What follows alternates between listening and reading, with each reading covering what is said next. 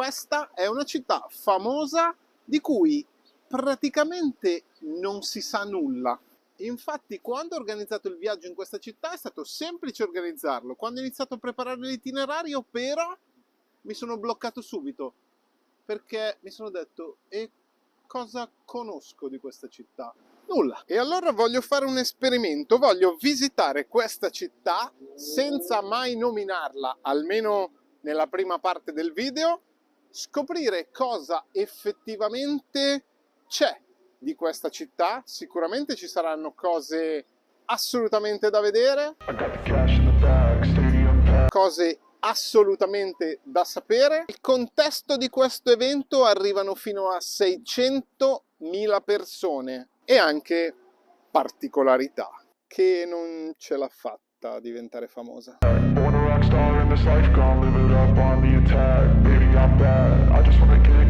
La prima zona da visitare della città è quella lì, quella struttura lì, che è il Children's Museum. È il museo dei bambini più invidiato al mondo. È un posto dove le famiglie, quindi adulti e bambini, possono passare intere giornate tra informazione, cultura, sport, divertimenti e particolarità. Ma è il più invidiato al mondo soprattutto perché anche l'esterno è effettivamente un'attrazione di per sé. Taste the pain, it's like candy canes. It makes me go change into a better frame, into a better name. Society's insane, we all live for fame. Yeah. Cash in the bag, stadium packed. Born a rock star in this life, gonna live it up on the attack. Baby, I'm bad. I just wanna get caught up in this life. I'm crazy, I'm mad.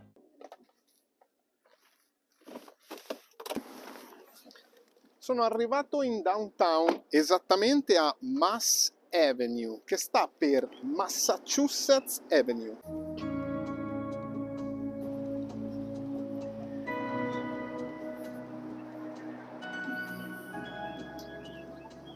Il negozio di scarpe più vecchio d'America, 1886. Questa via è nel cuore di questa zona, di questo quartiere artistico, dove avviene un po' tutto in questa città: locali, club, ristoranti, negozi e tutta una parte artistica un po' movimentata. In effetti mi sono dimenticato di dirvi che comunque questa è una città da 900.000 abitanti. E sono molto famosi negli States, sono dei bus bicicletta dove si beve birra. Pazzi sti americani, pazzi, li ho visti in tantissime città.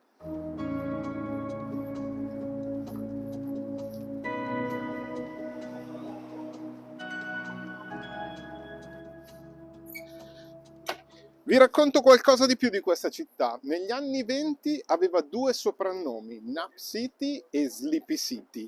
Non tanto come soprannomi denigratori, ma perché inizialmente questa città era considerata un po' noiosa, che è un po' strano, perché il motivo per cui è famosa è esattamente l'opposto.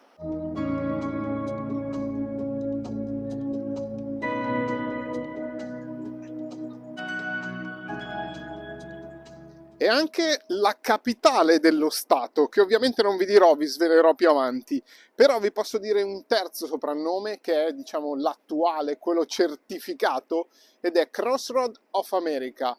Sostanzialmente l'incrocio, inteso come incrocio di strade d'America, perché fuori da questa città si incrociano 4 interstatali che vanno in diverse direzioni.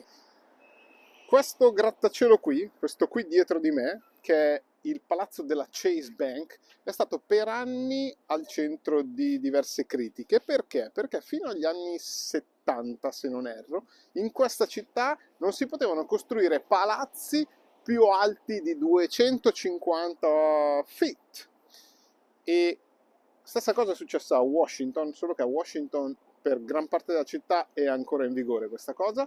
Questo è stato il primo palazzo costruito che è andato un po' a coprire quella che è la piazza principale di questa città.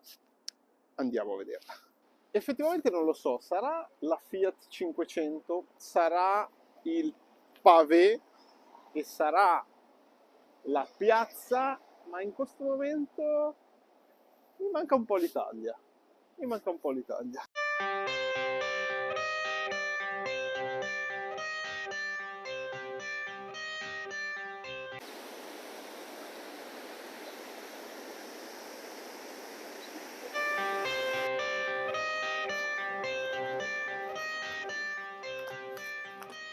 cerco un po' di confondervi con la scalinata.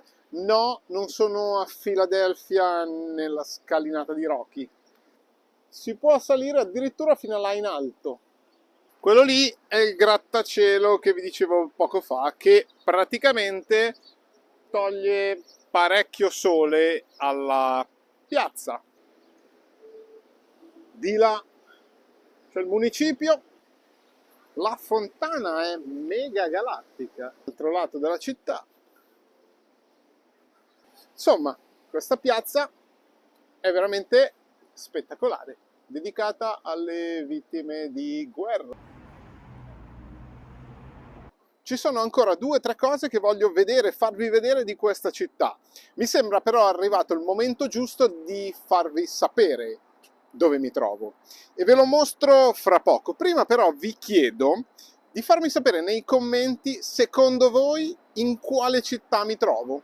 E già che siete in quella zona lì, se vi va lasciate un like e magari se non siete ancora iscritti al canale iscrivetevi e attivate la campanellina. Ma bando alle ciance, in che città mi trovo?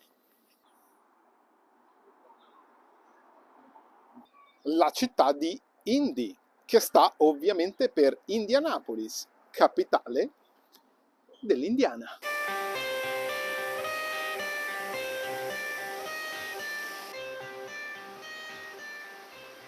È vero o no che tutti conosciamo la città di Indianapolis?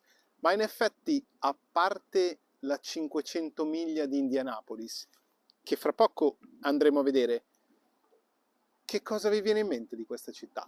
Però è famosa, tutti conoscono Indianapolis. Qui mi trovo a Canal Walk, che è una zona totalmente nuova che collega il downtown a questa zona di periferia, diciamo.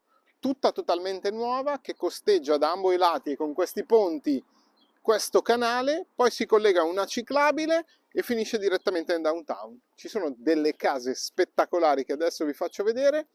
Zona secondo me bellissima.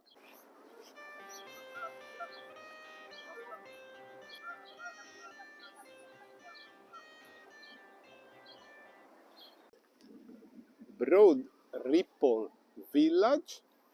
We are open if you are.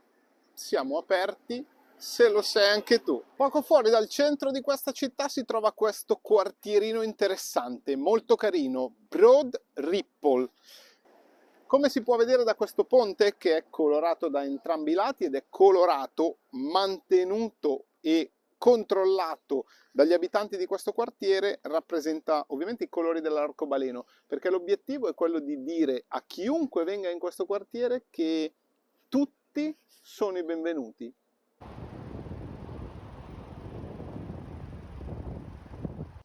Parcheggio a pettine per le biciclette.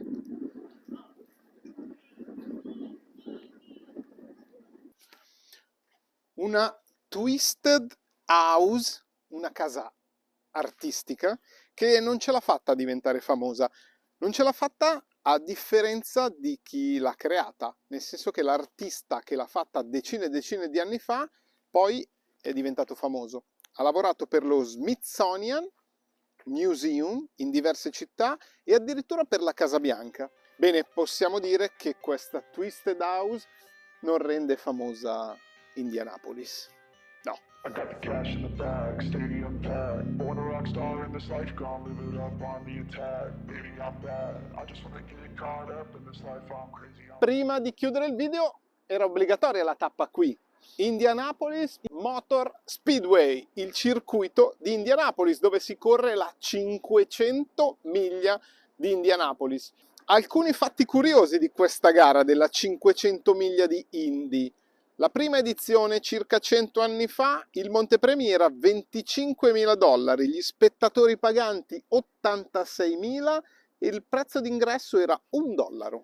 Nel 2021 il montepremi è stato 8 milioni e mezzo di dollari, al primo va circa il 20%, 1 milione e mezzo di dollari.